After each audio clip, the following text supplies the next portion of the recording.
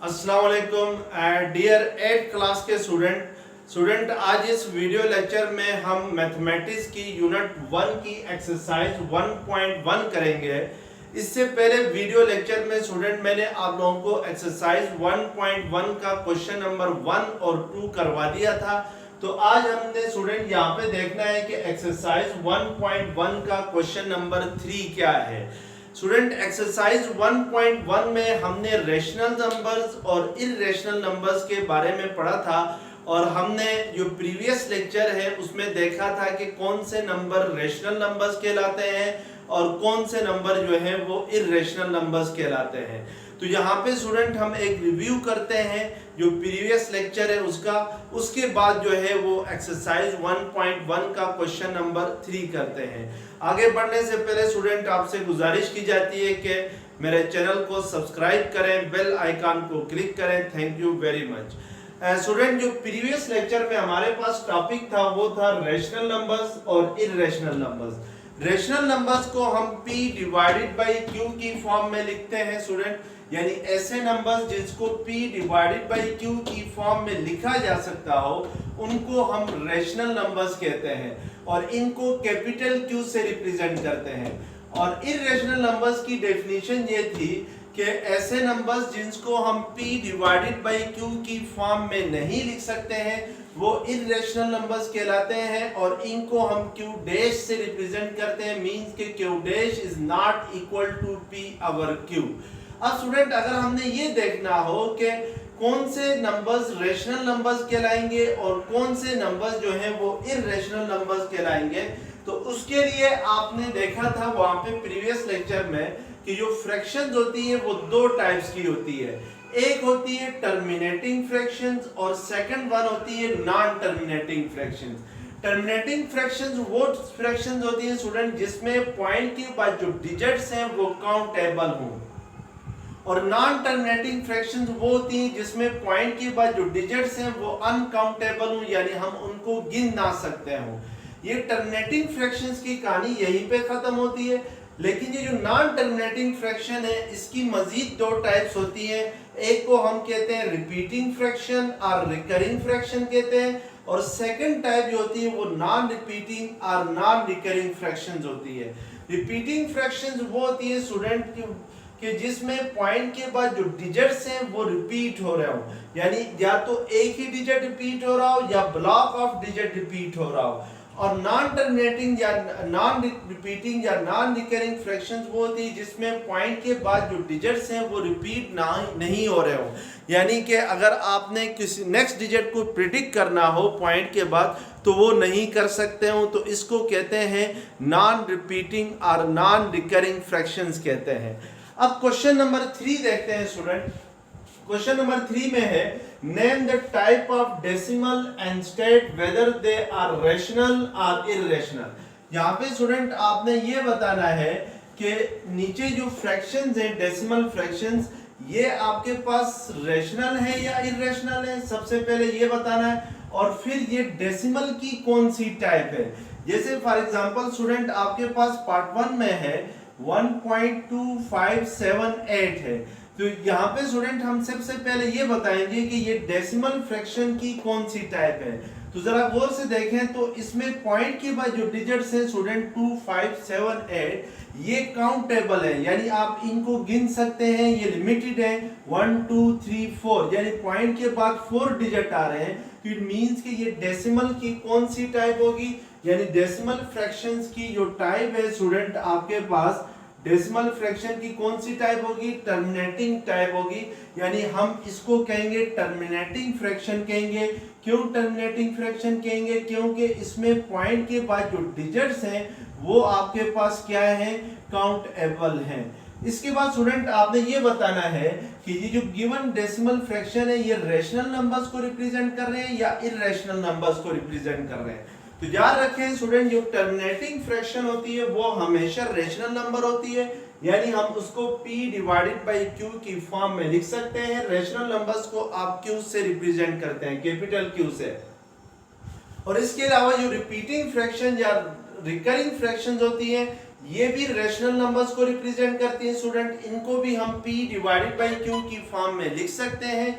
अब ये जो नॉन रिपीटिंग या नॉन रिकरिंग फ्रैक्शंस होती है, नॉन टर्मिनेटिंग की जो नॉन रिपीटिंग टाइप है, ये सिर्फ और सिर्फ ये वाली फ्रैक्शन स्टूडेंट जो होती है ये इररेशनल्स होती है, इनको हम p डिवाइडेड बाई q की फॉर्म में नहीं लिख सकते हैं। तो हमने जो नॉन रिपीटिंग या नॉन रिकरिंग फ्रैक्शन होगी उसको जस्ट इररेशनल कहेंगे। इसके अलावा रिपीटिंग और टर्मिनेटिंग फ्रैक्शन दोनों क्या होती है, रेशनल होती है। इट मींस कि पार्ट 1 में जो डेसिमल फ्रैक्शन है आपके पास ये टर्मिनेटिंग फ्रैक्शन है, तो इट मींस कि ये वाली जो आपके पास होगी ये क्या होगी, ये इस क्वेश्चन के दो पार्ट हैं स्टूडेंट। एक पार्ट में आपने ये बताना है कि ये किस टाइप की डेसिमल फ्रैक्शन है, दूसरे पार्ट में ये बताना है कि इररेशनल है या रेशनल है। तो मैं जो टर्मिनेटिंग फ्रैक्शन है इसको पार्ट ए का नाम देता हूं, और जो रेशनल है या इररेशनल है क्योंकि ये टर्मिनेटिंग फ्रैक्शन है तो इट मींस कि ये कौन सी फ्रैक्शन होगी, रेशनल फ्रैक्शन होगी, क्योंकि टर्मिनेटिंग फ्रैक्शंस को हमेशा जो है वो p डिवाइडेड बाई q की फॉर्म में लिखा जा सकता है। अब नेक्स्ट आपके पास है 0.3333 स्टूडेंट, यहाँ पे 3 डॉट लगे हुए हैं, इसका मतलब ये होता है कि ये जो 3 है ये कंटिन्यू रहता है, यानी ये कहीं पे खत्म होने वाली नहीं है, ये इनफाइनाइट मेनी टाइम्स क्या होगा 3 रिपीट होता जाएगा, यानी इस 3 से नेक्स्ट जो डिजिट आएगा वो 3 आएगा। अब हमने यहाँ पे देखना है स्टूडेंट ये जो फ्रैक्शन है ये किस टाइप की फ्रैक्शन है, यानी डेसिमल फ्रैक्शन में कौन सी टाइप है। तो इट मींस कि ये डेसिमल फ्रैक्शन में नॉन टर्मिनेटिंग है। क्यों नॉन टर्मिनेटिंग है, क्योंकि जो पॉइंट्स के बाद डिजिट्स हैं वो अनकाउंटेबल है, यानी इस 3 के बाद जो नेक्स्ट नंबर आएगा, जो नेक्स्ट डिजिट आएगा वो 3 आएगा, उसके बाद भी नेक्स्ट डिजिट 3 आएगा। इट मींस कि ये जो 3 है ये इनफाइनाइटली मेनी टाइम्स आ रहा है, तो हम कहेंगे कि ये जो फ्रैक्शन है ये नॉन टर्मिनेटिंग फ्रैक्शन है। और नॉन टर्मिनेटिंग की कौन सी टाइप है, नॉन टर्मिनेटिंग की टाइप है रिपीटिंग है, यानी रिपीटिंग फ्रैक्शन है या रिकरिंग फ्रैक्शन कहेंगे इसको, एक ही बात है, या इसको आप रिपीटिंग का नाम दें या रिकरिंग का नाम दें। तो नॉन टर्मिनेटिंग की कौन सी टाइप है, रिपीटिंग टाइप है। और जो रिपीटिंग टाइप होती है स्टूडेंट नॉन टर्मिनेटिंग की, वो टाइप जो रिपीटिंग होती है वो हमेशा रेशनल नंबर्स को रिप्रेजेंट करती है, और इसको हम p और q की फॉर्म में लिख सकते हैं। तो इट मींस कि पार्ट ए इसका रिपीटिंग हुआ, पार्ट बी जो होगा वो क्या होगा, वो रेशनल होगा, यानी इस फ्रैक्शंस को आपने p डिवाइडेड बाई q की फॉर्म में इसको लिखा जा सकता है। तो इस तरीके से इस क्वेश्चन को करेंगे।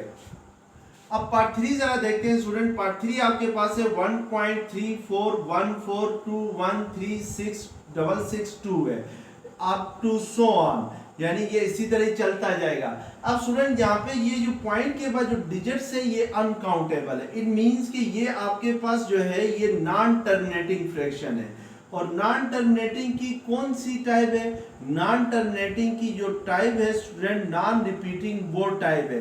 क्यों नॉन रिपीटिंग टाइप है, क्योंकि पॉइंट के बाद जो डिजिट्स हैं वो रिपीट नहीं हो रहे, यानी आप प्रिडिक्ट नहीं कर सकते हैं कि इस 2 के बाद जो नेक्स्ट डिजिट आएगा वो क्या आएगा। जब तक आप डिवीजन नहीं करते हैं आपको पता नहीं चलेगा।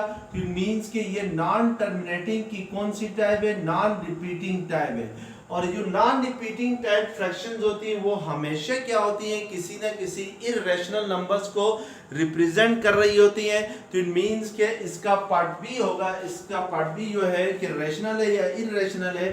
तो हम कहेंगे कि ये जो फ्रैक्शन है ये कौन सी है, इररेशनल है, ये रेशनल नहीं है, यानी इररेशनल नंबर्स है ये। इसको हम p डिवाइडेड बाई q की फॉर्म में नहीं लिख सकते हैं, यानी ये q डैश होगी। q डैश वो नंबर्स होते हैं जिनको आप p डिवाइडेड बाई q की फॉर्म में नहीं लिख सकते हो। अब स्टूडेंट जरा पार्ट 4 देखते हैं। तो पार्ट 4 हमारे पास है 5.142857 अब यहाँ पे देखें स्टूडेंट, यहाँ पे ब्लॉक ऑफ डिजिट रिपीट कर रहा है। ये जो 142857 है, फिर नेक्स्ट आपके पास 142857 है, इससे भी नेक्स्ट जो डिजिट होंगे अगर मैं उनको प्रिडिक्ट करूं तो वो 142857 होंगे। इसी तरीके से जो नेक्स्ट डिजिट्स आएंगे वो 142857 होंगे। तो इट मींस के स्टूडेंट यहाँ ये वाली जो फ्रैक्शन है ये आपके पास नॉन रिपीटिंग है। नॉन रिपीटिंग क्यों है, क्योंकि इसमें पॉइंट के बाद जो डिजिट्स हैं वो आपके पास अनकाउंटेबल है, यानी मैं कह सकता हूं ये नॉन टर्मिनेटिंग है, नॉन टर्मिनेटिंग है, नॉन रिपीटिंग नहीं, नॉन टर्मिनेटिंग है। और नॉन टर्मिनेटिंग की कौन सी टाइप है? रिपीटिंग टाइप है, क्योंकि पॉइंट के बाद जो डिजिट है वो रिपीट हो रहे हैं। आप प्रिडिक्ट कर सकते हैं कि नेक्स्ट डिजिट क्या आएगा। और जो रिपीटिंग टाइप होती है स्टूडेंट, वो हमेशा क्या होती है? वो किसी न किसी रेशनल नंबर को रिप्रेजेंट कर रही होती है। तो इट मींस कि ये जो आपके पास डेसिमल फ्रैक्शन है ये रेशनल नंबर है, और इसको हम p डिवाइडेड बाई q की फॉर्म में लिख सकते हैं। तो इस तरीके से हम क्या करते हैं, इस क्वेश्चन को सॉल्व करते हैं कि कौन सी फ्रैक्शन नॉन रिपीटिंग। अच्छा, नेक्स्ट क्वेश्चन है स्टूडेंट, क्वेश्चन नंबर 4 है एक्सरसाइज 1.1 का। Isma uses 1/4 of her monthly paycheck on utility bills and 1/10 of remaining for saving. If her last paycheck was rupees 6,000.80, how much did she put in saving? यहाँ पे student आपसे कह रहा है कि इसमा जो है वो अपनी पे का 1/4 जो है वो यूटिलिटी बिल पे खर्च करती है। यानी यूटिलिटी बिल पे वो कितनी रकम खर्च करती है? जितनी पे है उसका 1/4 यूटिलिटी बिल पे लगा रही है। And 1/10 of remaining for saving, और उस जो बाकी रुपए जो बचते हैं उसकी पे में से, उसमें से 1/10 वो सेव करती है। यानी 1/10 मींस के स्टूडेंट के अगर जो रिमेनिंग पे है उसके 10 पार्ट्स बना दें तो 10 पार्ट्स में से एक पार्ट वो क्या करती है? सेव करती है। If her last paycheck was rupees 6,080, अगर उसकी जो लास्ट पे चेक जो है वो 6,080 रुपीज हो, तो फिर आपने ये बताना है कि how much did she put in saving, तो वो सेविंग कितनी करेगी ये देखना है। अब यहाँ पे स्टूडेंट हम सबसे पहले देखेंगे कि इसमें की जो लास्ट पे चेक है वो कितना है, यानी लास्ट पे चेक उसके पास कितनी आई है। तो वो आपके पास स्टूडेंट है 6,000.80 रुपीज है, 6,000.80 रुपीज है। इस 6,000.80 रुपीज में से स्टूडेंट 1/4 जो है, यानी 1/4 वो किस पे खर्च करती है? वो एक्सपेंसेस आते हैं यूटिलिटी बिल्स के, यानी यूटिलिटी बिल्स का जो खर्चा आ रहा है वो कितना आ रहा है? 1/4 ऑफ इस पे आ रहा है। तो मैं लिख सकता हूं utility bills, utility bills cost कितना करता है? यूटिलिटी बिल कॉस्ट क्या होगा? 1/4 होता है ऑफ टोटल हिज पे। तो उसकी पे कितनी है? 6,000.80 है। तो हम क्या करेंगे कि 6,000.80 को 1/4 से अगर मल्टीप्लाई करते हैं तो हमारे पास वो रकम आ जाती है जो उसने यूटिलिटी बिल्स के ऊपर खर्च किया है। तो स्टूडेंट ये 4 से इसको कटिंग करेंगे तो आपके पास ये 4 1 ज़र 4 होता है, 2 कैरी आ जाएगा ऊपर से, तो आपके पास 20 4 5 ज़र 20 होता है। तो फिर मींस के इन दोनों जीरोस को एज इट इज ऊपर लिखेंगे तो 0.80 आ जाएगा। तो इसका मतलब है स्टूडेंट कि 1,500.80 रुपीज जो है वो उसका जो कॉस्ट आती है, उसकी जो एक्सपेंसेस आते हैं फॉर यूटिलिटी बिल्स, यानी यूटिलिटी बिल्स पे वो कितना खर्चा करती है कि 1,500.80 रुपीज वो यूटिलिटी बिल पे खर्च करती है। अब जो रिमेनिंग पे है स्टूडेंट, उस रिमेनिंग पे का 1/10 वो क्या करती है? सेव करती है। तो अगर स्टूडेंट पहले हम रिमेनिंग पे निकालेंगे तो टोटल पे उसकी कितनी थी? 6,000.80 रुपीज थी। यूटिलिटी बिल पे कितना खर्चा आ रहा था? 1,500.80 रुपीज आ रहा है। तो फिर जो रिमेनिंग पे होगी वो कितनी होगी? रिमेनिंग पे होगी स्टूडेंट के टोटल पे में से जो यूटिलिटी बिल्स पे आपके पास जो खर्चा है उसको माइनस करेंगे। तो टोटल पे हमारे पास थी 6,000.80 माइनस यूटिलिटी बिल कितना था? 1,500.80 है। तो मींस कि अगर हम 6,000.80 में से 1,500.80 को माइनस करते हैं तो आपके पास ये आता है 0 8 - 8 0, तो ये 0 0 10 - 5 5 होगा। और यहाँ पे 5 माइनस 1 4, तो इट मीन्स कि वो 4500 रुपीज क्या कर रही है, रिमेनिंग पे होती है। वो यूटिलिटी बिल्स का जो यूटिलिटी बिल्स पे करने के बाद जो रिमेनिंग जो अमाउंट उसके पास बचती है वो कितनी बचती है, 4500 बचती है। अब स्टूडेंट इस 4500 का 1/10 वो क्या करती है, सेव करती है। तो जो सेविंग अमाउंट होगी वो फिर कितनी होगी, सेविंग अमाउंट इक्वल होगी, saving amount is equal to 1/10 into 4500 होगी। तो हम इस ये जीरो और ये जीरो क्या हो जाएंगे, कैंसल हो जाएंगे। तो आपके पास आंसर क्या आ जाएगा, 450 रुपीज आ जाएगा। इट मीन्स के इसमें जो है वो रुपए जो सेव करती है वो कितने करती है मंथली। अगर उसकी पे 6080 रुपीज हो तो वो मंथली जो सेविंग करेगी वो होगी 450 रुपीज होगी। तो इस तरीके से हम इस क्वेश्चन को क्या करते हैं, सॉल्व करते हैं। तो आइए देखते हैं क्वेश्चन नंबर 5 क्या है। क्वेश्चन नंबर 5 है स्टूडेंट एक्सरसाइज 1.1 का। Raika is decorating for a birthday party and she purchases 20.7 feet of purple ribbon. She planned to use 1/3 of the ribbon in the drawing room and 1/2 of the remaining in the dining room. How much ribbon will she have left over? यहाँ पे student आपके पास question में कह रहा है कि राइका जो है वो अपनी बर्थडे पार्टी को डेकोरेट करती है और इस डेकोरेशंस के लिए वो 20.7 रिबन खरीदती है। अब इन 20.7 रिबन में से स्टूडेंट जो 1/3 ऑफ द रिबन है उनसे ड्राइंग रूम को सजाती है और फिर जो बाकी बचते हैं ड्राइंग रूम को सजाने के बाद 1/3 मींस के स्टूडेंट 1/3 होता है। 1/3 होता है कि 20.7 का 1/3 जो रिबन्स है वो ड्राइंग रूम को डेकोरेट करने के लिए यूज करती है। और फिर जो रिमेनिंग रिबन्स होते हैं स्टूडेंट उनका 1/2 जो है वो डाइनिंग रूम को डेकोरेट करती है। और फिर आपसे लास्ट में पूछ रहा है student how much ribbon will she have left over, कि उसके पास बाकी कितने रिबन बचेंगे। तो इसके लिए सबसे पहले हम यहाँ पे देखते हैं स्टूडेंट कि हमारा राइका जो है वो टोटल कितने रिबन परचेज करती है, यानी टोटल रिबन कितने हैं राइका के पास। टोटल रिबन है स्टूडेंट जो वो परचेज कर रही है वो है 20.7 रिबन वो परचेज करती है स्टार्टिंग में। अब इन 20.7 रिबन में 1/3 रिबन जो है वो यूज होते हैं टू डेकोरेट ड्राइंग रूम, यानी इट मींस के जो ribbon number of ribbon used to decorate drawing room, यानी ड्राइंग रूम की डेकोरेशंस के लिए ribbon to decorate drawing room वो कितने होते हैं, वो आपके पास यूज होते हैं टोटल का 1/3 यूज होते हैं। मींस के हमने राइका ने टोटल रिबन कितने लिए 20.7 लिए।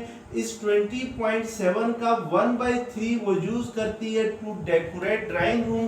तो फिर ड्राइंग रूम को डेकोरेट करने के लिए कितने रिबन यूज होंगे, हम 1/3 को 20.7 से मल्टीप्लाई करेंगे तो हमारे पास वो नंबर ऑफ रिबन आएंगे जो ड्राइंग रूम को डेकोरेट करने के लिए यूज हुए। तो ये 3 6 18 2 के लिए आएगा। अगर 20.7 को आप 3 से डिवाइड करते हैं तो 3 6 क्या होता है 18 होता है। 2 पॉइंट ऊपर नीचे 7 3 9 27। तो इट मींस कि ये 6.9 के इक्वल आएगा। तो इट मींस के स्टूडेंट जो नंबर ऑफ रिबन है टू डेकोरेट ड्राइंग रूम वो कितने हैं आपके पास 6.9 है।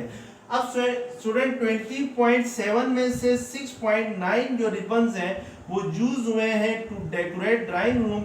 तो रिमेनिंग रिबन कितने होंगे, तो हम टोटल में से 6.9 को क्या करेंगे माइनस करेंगे तो रिमेनिंग रिबन फाइंड करते हैं तो वो इक्वल होगा 20.7 टोटल आपके पास रिबन थे राइका के पास। इसमें से वो 6.9 ड्राइंग रूम को डेकोरेट करने के लिए यूज करती है। तो रिमेनिंग रिबन्स कितने होंगे? 20.7 में से हम लोग 6.9 को माइनस करते हैं तो ये हमारे पास इक्वल आता है 17 माइनस 9 8 होता है। यहाँ पे स्टूडेंट 9 रह गया तो 9 माइनस 6 क्या हो जाएगा? 3, और यहाँ पे 1 रह गया तो 13.8 रिबन जो होंगे वो रिमेनिंग रिबन होंगे 13.8। अब इन रिमेनिंग रिबन में से स्टूडेंट जो हमारे पास 13.8 रिबन आए, इनमें से 1/2 यानी हाफ रिबन्स वो यूज करती है टू डेकोरेट डाइनिंग रूम। यानी 13.8 में से स्टूडेंट 1/2 जो रिबन्स है उनको यूज किया जा रहा है टू डेकोरेट डाइनिंग रूम। तो हम यहाँ पे आप फाइंड करेंगे कि डाइनिंग रूम को डेकोरेट करने के लिए कितने रिबन यूज हुए हैं। तो इस मींस के number of ribbons to decorate dining room, यानी डाइनिंग रूम को डेकोरेट करने के लिए जो रिबन यूज हुए हैं वो इक्वल होगा आपके पास जो रिमेनिंग रिबन्स है 13.8 का 1/2 है। 1/2 का मतलब होता है स्टूडेंट के अगर हम 13.8 के 2 हिस्से बना लें, 2 इक्वल पार्ट्स बना लें, तो एक पार्ट जो होता है वो डाइनिंग रूम को डेकोरेट करने के लिए यूज हो रहा है। तो इसको कटिंग करेंगे तो 2 6 12 होता है, 1 के लिए आएगा 2 9 18। तो इट मींस कि 6.9 रिबन वो यूज कर रही है टू डेकोरेट डाइनिंग रूम। अब यहाँ पे स्टूडेंट उसने आखिर में हमसे पूछा है कि how much ribbon will she have left over, यानी उसके पास कितने रिबन बाकी रह जाएंगे ड्राइंग रूम और डाइनिंग रूम को डेकोरेट करने के बाद। तो जो रिमेनिंग रिबन्स होंगे लेफ्ट ओवर जो रिबन्स होंगे वो होंगे number of ribbons left over, वो आपके पास होंगे स्टूडेंट के ड्राइंग रूम को डेकोरेट करके कितने रिबन बचे थे? 13.8 रिबन बचे थे। 13.8 में से 6.9 रिबन यूज हुए हैं टू डेकोरेट डाइनिंग रूम। अब 13.8 में से अगर हम इस 6.9 को माइनस करेंगे तो हमारे पास वो रिबन आएंगे जो उसके पास बाकी बचे हैं। तो 13.8 माइनस 6.9 करते हैं तो ये आपके पास इक्वल होता है 18 माइनस 9 होगा, यहाँ पे 12 माइनस 6 होगा। इट मींस के उसके पास जो रिमेनिंग रिबन होंगे, जो आखिर में रिबन बचेंगे, जो आखिर में रिबन लेफ्ट ओवर होंगे राइका के पास, वो आपके पास कितने रिबन्स होंगे? 6.9 रिबन्स होंगे। तो इस तरीके से हम स्टूडेंट इस क्वेश्चन को क्या करते हैं? सॉल्व करते हैं। तो यहाँ पे स्टूडेंट याद रखें हम जो बुक फॉलो कर रहे हैं वो आपकी न्यू बुक है based on national curriculum 2022 model text book of mathematics for grade 8 है। तो इस बुक को हम फॉलो कर रहे हैं। ये बुक स्टूडेंट IMCBs में, IMCGs में, IMSB में और इसके अलावा FG जितने स्कूल्स एंड कॉलेजेस हैं यहाँ पे ये बुक फॉलो हो रही है। तो ये लेक्चर्स अगर पसंद आ गया है तो स्टूडेंट प्लीज़ चैनल को सब्सक्राइब करें। Thank you very much. अल्लाह हाफिज़।